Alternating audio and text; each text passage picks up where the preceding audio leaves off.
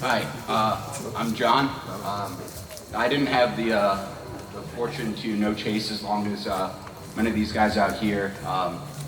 I was Chase's roommate and introduced by Chad. Well, I think the first time we went out, we saw a snarky puppy over at the Museum of Art. Left side. And I got to see Chase in full Boogie music mode. experience, dancing, having a good time. It was quite the experience and one that I'll never forget. And, you know, living with him really taught me that, you know, always smile and be happy. There'd be days where we worked a lot together because during COVID I was working from home, as was he, and I'd come out of my room and be frustrated as all heck, and he'd be out there, he'd be hanging out, sitting there. I'd complain a little bit and be like,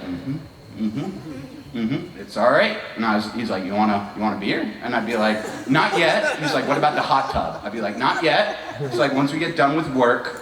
And then I was like ready to hit it. And he was so much fun. I mean, even nights where I'd whip up food, I know it would be a good night because Chase would always let you know whenever he ate.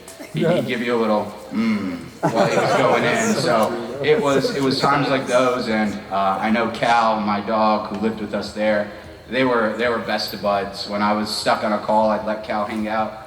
He'd be chilling with Chase, come out, they'd just be hanging out on the couch. Cal under one arm, TV remote under the other, with a phone ready to answer a call for work. So I'm blessed for the time I had with him. I wish it was more.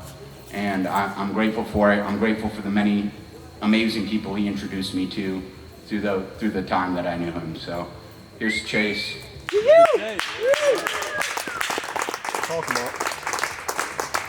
I'm talking about. Yeah, I should wear my shirt, man. I didn't even think about it. I always have that guy in there, dude. I'm always like, oh, this Chase's shirt, man. I wore it to a work meeting, and I was like, oh, you're really American. It's like, Brother, amen. you don't know half of it, brother. Hello. Woo! My name's Tall Paul. I know Chase for a long time. I don't know. What would you say? You know, through Chad. 6th grade. Maybe 6th grade, 7th grade. My favorite Chase, I'm standing back there thinking, is Chase in the morning. Chase, when you wake up, it doesn't matter if you had a great night or a bad night or somewhere in the middle. He was always ready for a great day.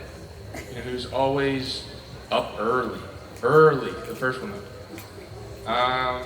This is true in college, and you know, I think about that. A lot of us, you know, we would grudge the next day, but Chase was always ready for it. You know, he was always ready for it in a lot of different ways, and you know, a lot of people have said, you know, he was always unapologetically himself. You know, and that's very, very true. I could sit up here for hours and hours and tell you all the funny Chase stories. Come back to my house after. Coming out. There will be an after party where we'll discuss them. You're all invited. You know, but I think again, it's you know, just a great person. Just a great person. There was never a time where you're like, man, Chase was angry. Chase was frustrated. That wasn't his nature. You know, and I think that's so unique. People are so quick to get frustrated nowadays, and it never really was. You know, he was just boogieing on, double finger guns at all times. Widespread panic. Woo! Come on, widespread panic. Woo!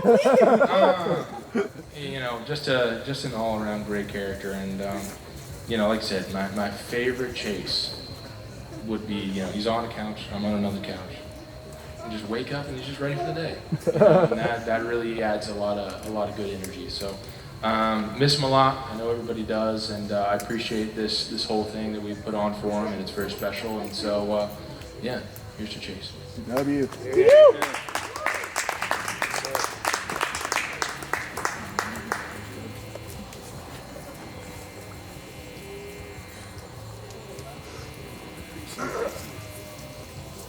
So I'm Corey, and I met Chase freshman year, and like all these guys have said, he's like, no other way to say it, just kind. He was a kind person through and through. I haven't met a lot of people like that, and it really resonated with me.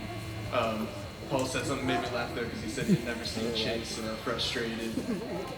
I thought that was true until 1 year at Shikori. And keep in mind, Chase lost his keys every year at Shikori. And the first time we ever brought him there, he ended up actually calling his dad the first night. And I woke up in the morning to both Chases searching for keys in the rain and the mud. And I looked at Chase and I said, "You have the coolest dad I have ever met in my life," because my parents would have told me I'm SOL and to walk home. But it was many Shikoris later, and Chase once again lost his keys, and it was the only time I ever saw Chase flustered, and he was very worried about his keys and very much didn't want to have to call Dad for help again. And it kind of wigged me out because it was the only time I had ever seen Chase wigged out. I looked at him and I was like, "Chase, you realize you're not allowed to freak out, right? You're the only one of us that doesn't freak out about stuff." And he turns and he looks me dead in the face and he goes, "Corey, I get one." I just couldn't even argue with him. I just sat back down and shut my mouth. That was it. I said, "Chase, you get one," and I think it's the only one he ever took. I love the boy to death, and I'll miss him till the day I die. So, Chase. Chase.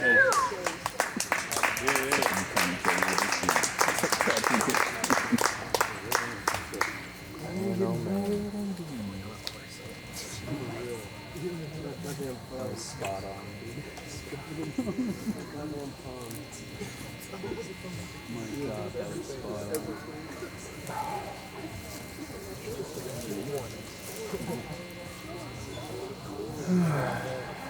Saunter on up.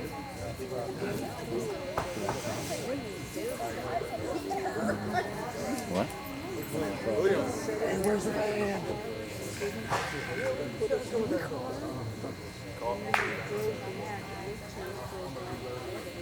Free bird. Ow, ow. Leonard. Widespread panic. Woo! What a Saw something. I ain't shopping, man. I ain't shopping. All right, we're gonna sing a couple more ditties for you.